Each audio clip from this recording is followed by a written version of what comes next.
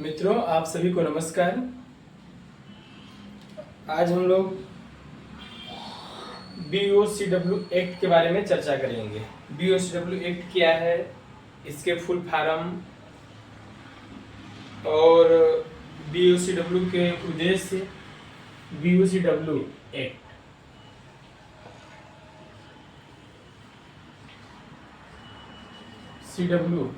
BOCW को लागू कहाँ किया जाता है? BOCW को प्लांटों में जहाँ श्रमिक लोग काम करते हैं, कर्मकार, वहाँ पर इसको लागू किया जाता है। और BOCW क्या है? यह एक एक्ट है। इसको पालन नहीं करने पर उसको मतलब कि कंपनी को पनिशमेंट मिलता है। और BOCW एक्ट के बारे में हम लोग चर्चा करेंगे। तो इसमें सेफ्टी डिपार्ट को जानना आवश्यक है। तो BOCW एक्ट के बारे में हम लोग आगे बढ़ते हैं।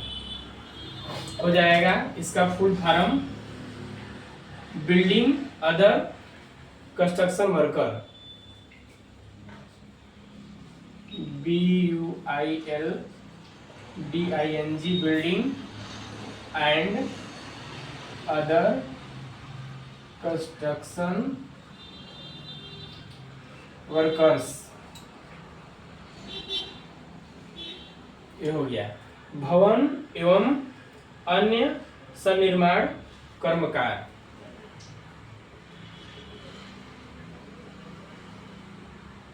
भवन एवं अन्य सन्निर्माण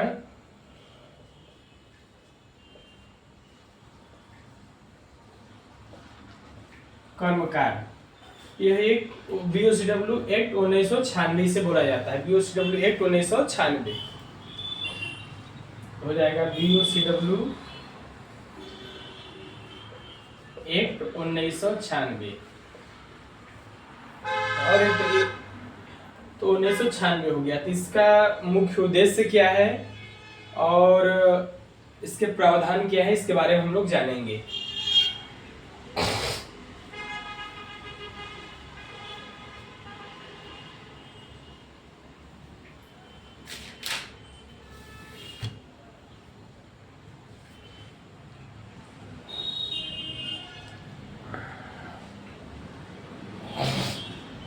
इसके प्रावधान क्या है, इसके उद्देश्य क्या है, उसके बारे में जानेंगे। तो ये हो गया 1996। इसमें वर्करों का शोषण को रोका जाता है। मतलब कि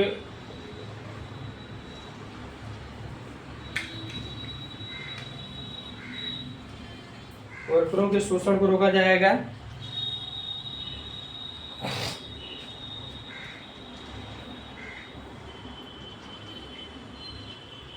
ऐसे भी चर्चा कर लेते हैं। BOCW एक्ट के बारे में। BOCW एक्ट 1996 में बनाया गया। इसमें वर्करों के शोषण को रोकना, उनको स्वास्थ्य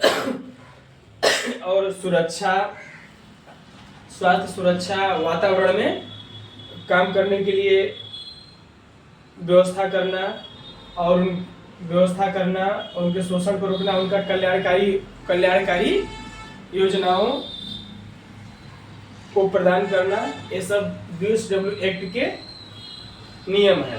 अब इसके प्रावधान के बारे में आगे चर्चा करते हैं। प्रावधान, BOCW एक्ट के प्रावधान। BOCW एक्ट के प्रावधान।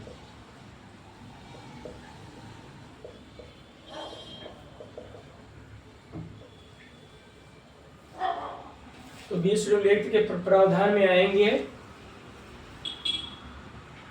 हो जाएगा कल्याणकारी योजनाएं। पहला हो जाएगा कल्याणकारी योजनाएं।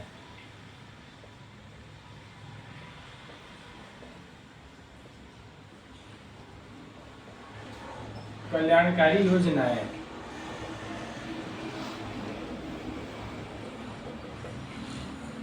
पहला में कल्याणकारी योजनाओं में इन लोगों को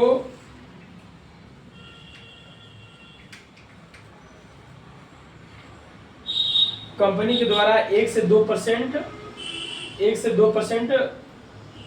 इनके स्वास्थ्य कल्याण के लिए रखा जाता है। उनके मान लीजिए कि रहने की व्यवस्था, खाने की व्यवस्था, मतलब अस्थायी आवास इन सब चीज़ों को प्रयोग करेंगे।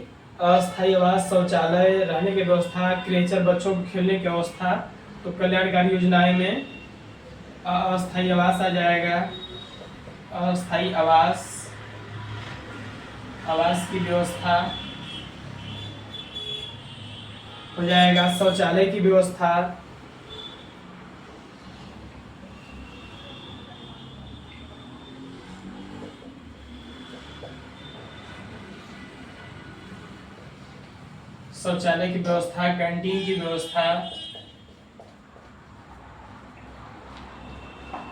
कैंटीन की व्यवस्था, उनके शिक्षा की व्यवस्था,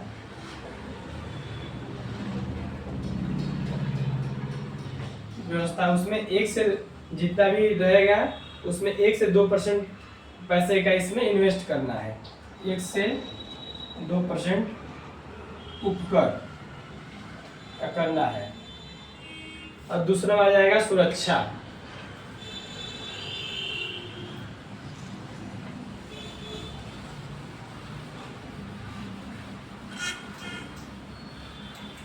कल्याणकारी योजनाएं पहला हो गया, दूसरा हो गया सुरक्षा।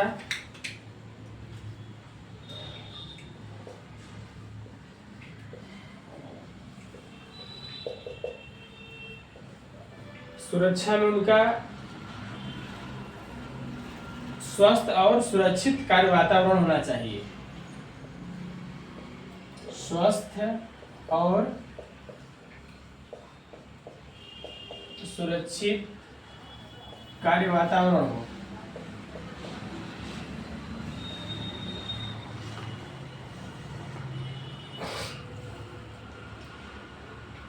और तीसरा में हो जाएगा नियोक्ता और पंजीकरण।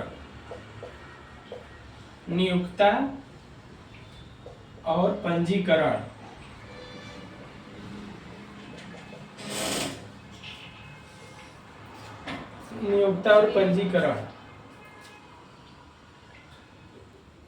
कुर्सी पर रख दीजिए।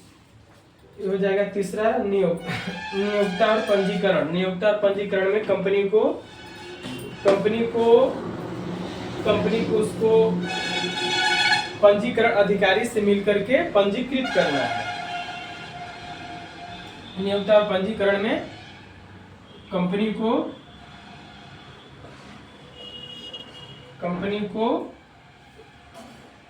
पंजीकरण अधिकारी से मिल करके पंजीकरण अधिकारी BOCW एक्ट के अंतर्गत आता है। पंजीकरण अधिकारी से मिलकर उस जगह का पंजीकृत करना है, पंजीकरण करना है। और वर्करों का भी पंजीकृत होना चाहिए। और कर्मकार का भी पंजीकृत हो। ये हो गया और कल्याणकारी बोर्ड। चौथे में हो जाएगा कल्याणकारी बोर्ड। चौथा हो गया कल्याणकारी बोर्ड।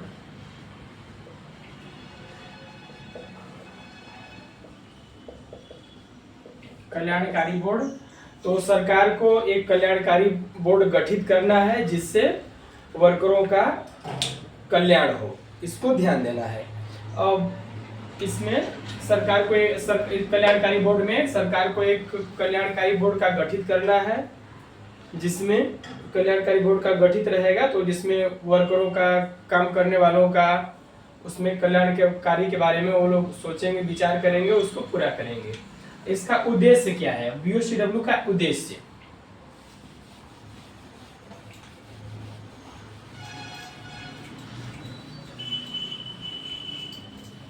BOCW 1996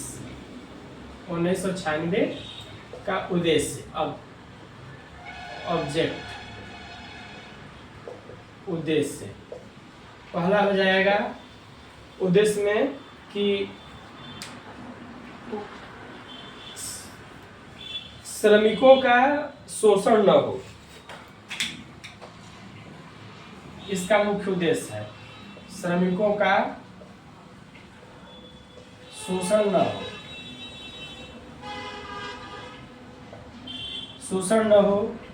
दूसरा में 500 से अधिक कर्मचारी जहां काम कर रहे हैं वहां पर एक आपातकालीन योजना बनाए, जैसे कुछ होता है तो तुरंत वहां लागू हो। 500 से अधिक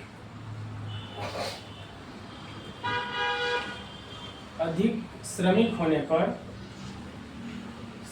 होने पर आपातकालीन योजनाएं बनाना, आपातकालीन योजना बनाना और तीसरे में उनके कल्याण के हितों की रक्षा करना, श्रमिकों के कल्याण के हितों की रक्षा करना, श्रमिकों के कल्याण के हितों की रक्षा करना। चौथे में हो जाएगा ILO यानी इंटरनेशनल लेबर ऑर्गेनाइजेशन यानी कि अंतर्राष्ट्रीय श्रमिक संगठन, अंतर्राष्ट्रीय श्रमिक संगठन जिसमें एक 167 कन्वेंशन का पालन